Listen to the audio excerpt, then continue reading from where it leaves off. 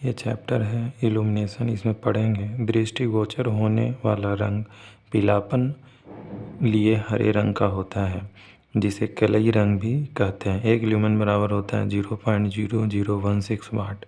एक ल्यूमेन बराबर 12.57 सीपी भी होता है और एक सीपी बराबर 0.0201 वाट होता है।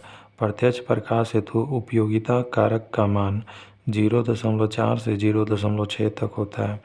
अप्रत्यक्ष प्रकाश हेतु उपयोगिता गुणांक का मान 0.1 से 0.5 तक होता है।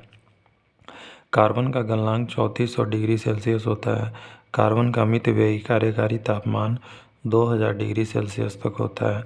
कार्बन लैंपों का प्रकाश पीला होता है। टंगस्टन तंतु में शुद्ध फिलामेंट का गलनांक 3370 डिग्री सेल्सियस होता है। गैस भरे लैंपों में 0.6 प्रति कैंडेला विद्युत शक्ति खर्च होती है।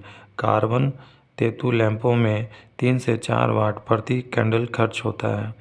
निर्वात लैंपों में 1.2 वाट प्रति सेकंड शक्ति खर्च होता है। आर्क लैंप सिनेमा वर्णपटमापी तथा प्रकाश गृहों में तेज प्रकाश के लिए प्रयोग किए जाते हैं। मरकरी वाष्प लैंप सहायक इलेक्ट्रोड के साथ 250 से 400 वाट तक बनाए जाते हैं। नियॉन ट्यूब का इलेक्ट्रोड 2 केवी से 6 केवी पर कार्य करता है। जीएलएस लैंप में सप्लाई वोल्टेज बढ़ाने पर जीवन काल घट जाता है। Neon lamp cold cathode lamp है।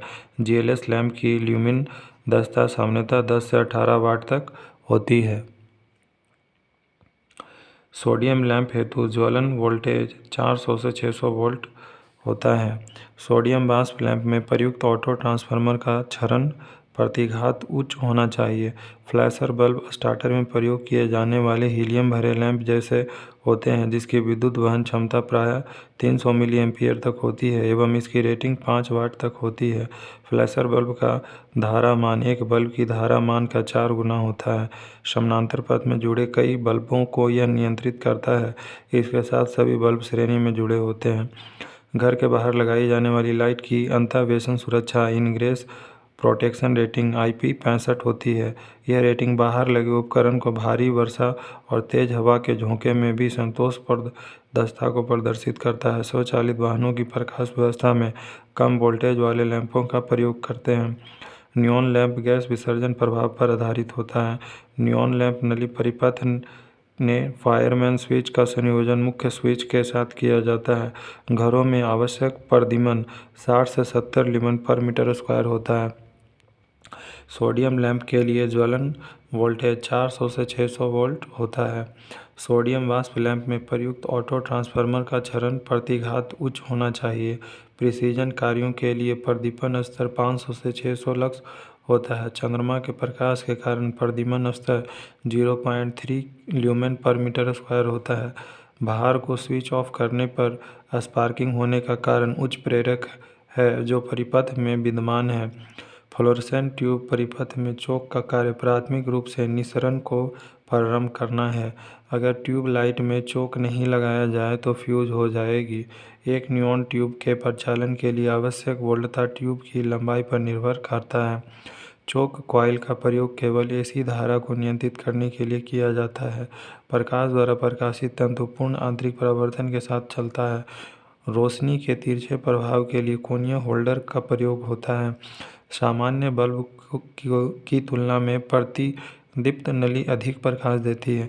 प्रतिदीप्त की शक्ति गुणांक सुधारने के लिए संधारित्र प्रयोग किया जाता है तो शक्ति गुणांक 80% हो जाता है। नाइक्रोम का प्रयोग फिलामेंट के रूप में नहीं करते क्योंकि इसका गलनांक 1400 डिग्री सेल्सियस होता है तथा यह कम प्रकाश व उच्च ऊष्मा प्रदान करता है।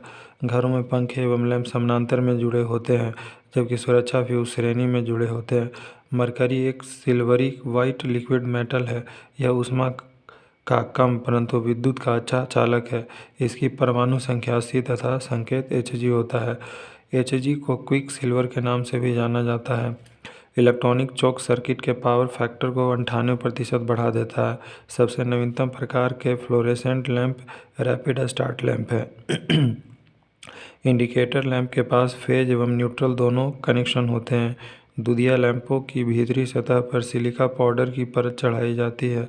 व्युत्क्रम वर्ग नियम पर काम करने वाला फोटोमापी मैकबेथ इल्यूमिनीमीटर है। एडिसन स्क्रू प्रकाश के लैंप होल्डर के बाहरी चूड़ीदार हिस्से को सर्किट के न्यूट्रल तार से हमेशा जोड़ना चाहिए। जब प्रदीप्ति लैंप जलता बुझता है तो उसे तुरंत बंद कर देना चाहिए, अन्यथा उसके तंतु फूंक जाएंगे।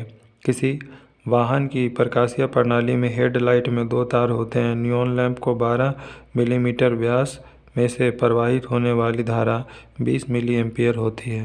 धन्यवाद।